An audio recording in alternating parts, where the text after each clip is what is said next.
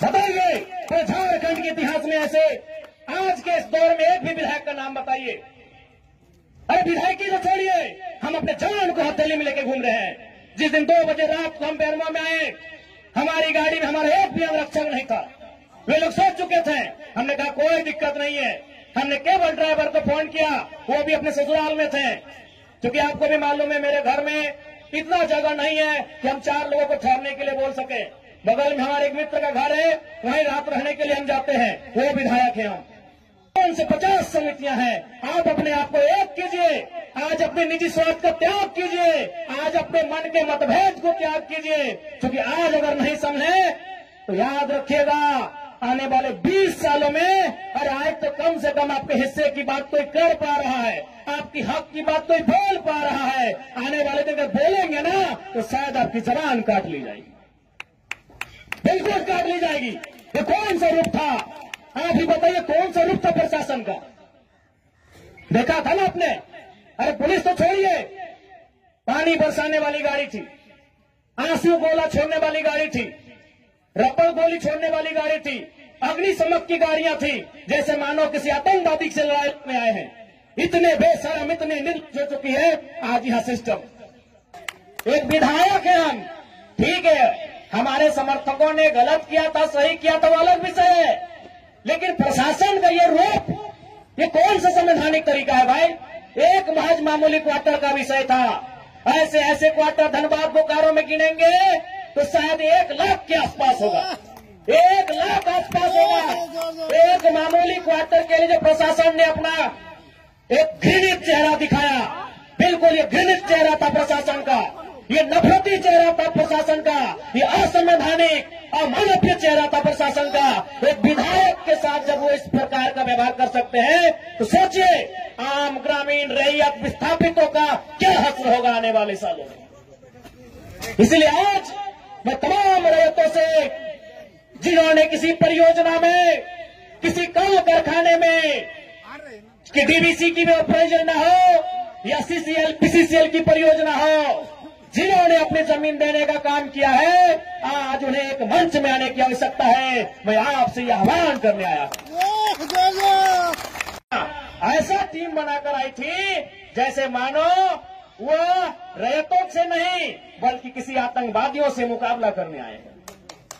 क्या हाल होगा आपको सोच के देखिए। एक विधायक है हम, ठीक है, हमारे समर्थकों ने गलत किया था, सही किया था, वो अलग विषय है। लेकिन प्रशासन का ये रूप, ये कौन सा संवैधानिक तरीका है भाई? एक महज मामूली क्वार्टर का विषय था। ऐसे ऐसे क्वार्टर धनबाद बोकारो में गिनेंगे तो शायद 1 लाख के आसपास होगा, 1 लाख आसपास होगा। एक मामूली क्वार्टर के लिए जो प्रशासन ने अपना एक घृणित चेहरा दिखाया, बिल्कुल ये घृणित चेहरा था प्रशासन का, ये नफरती चेहरा था प्रशासन का, ये असंवैधानिक अमानवीय चेहरा था प्रशासन का। एक विधायक के साथ जब वो इस प्रकार का व्यवहार कर सकते हैं तो सोचिए आम ग्रामीण रैयत विस्थापितों का क्या हश्र होगा आने वाले सालों में। इसलिए आज मैं तमाम रैयतों से, जिन्होंने किसी परियोजना में, किसी कल कारखाने में, कि डीवीसी की परियोजना हो या सीसीएल पीसीसीएल की परियोजना हो, जिन्होंने अपनी जमीन देने का काम किया है, आज उन्हें एक मंच में आने की आवश्यकता है। मैं आपसे यह आह्वान करने आया। आज मैं एक विधायक हूं, एक 30 साल का युवा, एक सुनहरा सपना, एक सुनहरी जिंदगी हमारे सामने, लेकिन आज उस जिंदगी को ठोकर मार के हम कांटों की ताज को स्वीकार करते हैं। उस सुनहरी, उस मखमली जीवन को हम ठोकर मार के कांटों के रास्ते को चुन रहे हैं। जबकि आपको भी मालूम है हम माननीय हैं, फूलों का बिस्तर हमारा स्वागत करने के लिए तैयार है, लेकिन हम कांटों की राह चल रहे हैं। आज प्रत्येक दिन दर्जनों ठेकेदारों का फोन आता है, बैठेंगे विधायक जी, दर्जनों वीआईपी लोगों का फोन आता है, 2 मिनट बैठिए विधायक जी। और आपको भी मालूम है उनके साथ बैठेंगे तो क्या डील होगा, आपको भी मालूम है। करोड़ों में ना सही लाखों में तो डील जरूर होगा। यानी एक मखमली बिस्तर को हम ठोकर मार के कांटों के साथ चल रहे हैं। किसके लिए? झारखंड के चिताराम के लिए हम चल रहे हैं। आज क्या कमी होगी, एक माननीय को क्या कमी हो सकती है भाई? हमें आवास मिलेगा, गाड़ी की सुविधा मिलेगी, टीए मिलेगा, हर प्रकार की सुविधा मिलेगी, भत्ता मिलेगा, हवाई यात्रा मिलेगा, रेलवे की यात्रा मिलेगी और लाखों रुपए की सैलरी मिलेगी। करते उस ऐशो आराम के जीवन को ठोकर मारते हुए हम आपके बीच विधायकी के साथ साथ अपनी जान को हथेली में लेके घूम रहे हैं। बताइए, तो झारखंड के इतिहास में ऐसे आज के इस दौर में एक भी विधायक का नाम बताइए। अरे विधायकी तो छोड़िए, हम अपने जान को हथेली में लेके घूम रहे हैं। जिस दिन 2 बजे रात को हम बैरवा में आए, हमारी गाड़ी में हमारा एक भी अंगरक्षक नहीं था। वे लोग सोच चुके थे। हमने कहा कोई दिक्कत नहीं है। हमने केवल ड्राइवर को फोन किया, वो भी अपने ससुराल में थे, क्योंकि आपको भी मालूम है मेरे घर में इतना जगह नहीं है कि हम 4 लोगों को ठहरने के लिए बोल सके। बगल में हमारे एक मित्र का घर है, वहीं रात रहने के लिए हम जाते हैं, वो विधायक है। हमने तुरंत कहा कि अगर हम अपने अंगरक्षक को लेने के लिए जाएंगे तो शायद 10 से 15 मिनट का लेट होगा, उतना देर में हम कम से कम डुबरी की दूरी पार कर जाएंगे। 20 किलोमीटर हम 15 मिनट में सफर कर जाएंगे, इसलिए अंगरक्षक को सोने दीजिए, हम अकेले आएंगे। हम अपने जान को, अपने जीवन को हथेली में रख के चल रहे हैं। किस लिए? ताकि आज झारखंड की शोषित वंचित जनता को न्याय मिल सके। तो आप इतना तो कर सकते हैं, एक 30 साल का लड़का अपने आराम के जीवन को छोड़कर, ऐसो आराम को छोड़कर आज आपके लिए कांटों के रास्ते में चलने के लिए तैयार है। आप कम से कम ये जो 15, 16, 50, 60 समितियां बना के रखे हैं विस्थापन के नाम में, क्या एक नहीं कर सकते हैं? आप जिस दिन एक करेंगे, इनको यहां से उखाड़ के फेंक देंगे। अब कीजिए। आज बीएसएल में भी हम जाते हैं, वहां 52 समितियां हैं।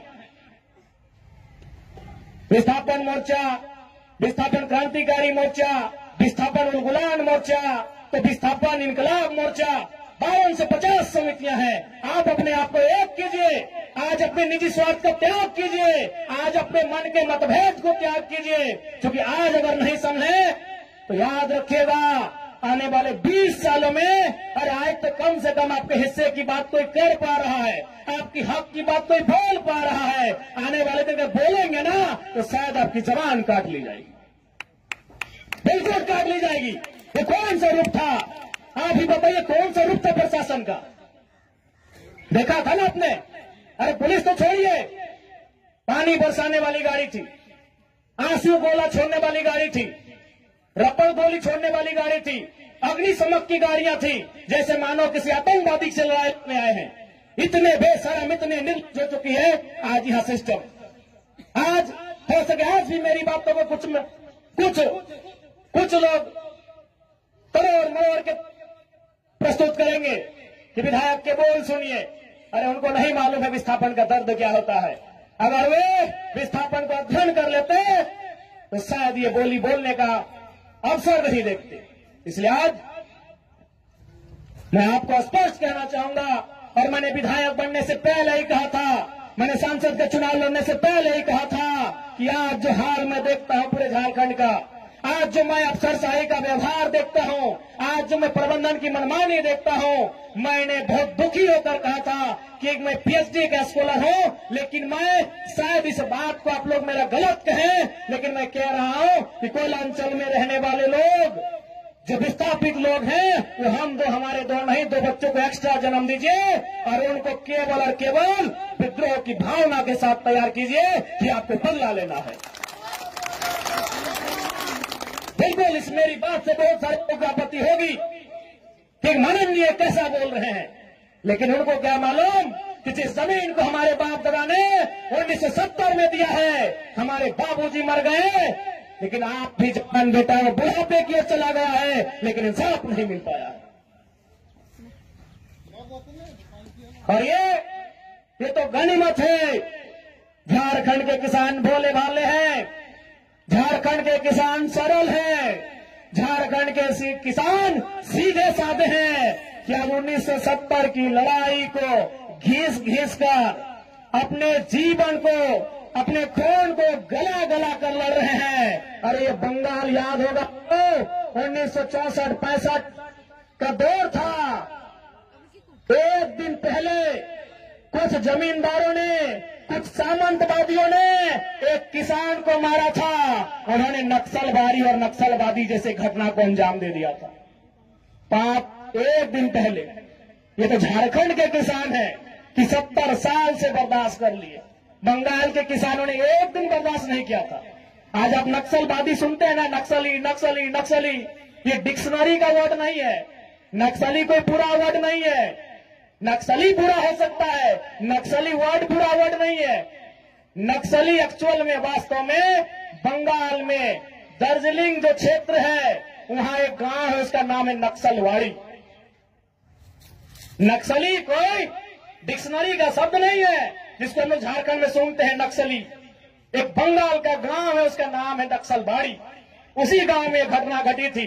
किसानों को कुछ जमींदारों ने, जमींदार को आप प्रबंधन से ही तुलना कर सकते हैं, जमींदार को आप प्रशासन से तुलना कर सकते हैं, तो कुछ जमींदारों ने, उस किसान का नाम था जंगल संथाल। लगभग 6 फुट ऊंचाई का वो किसान था, उसका नाम था जंगल संथाल।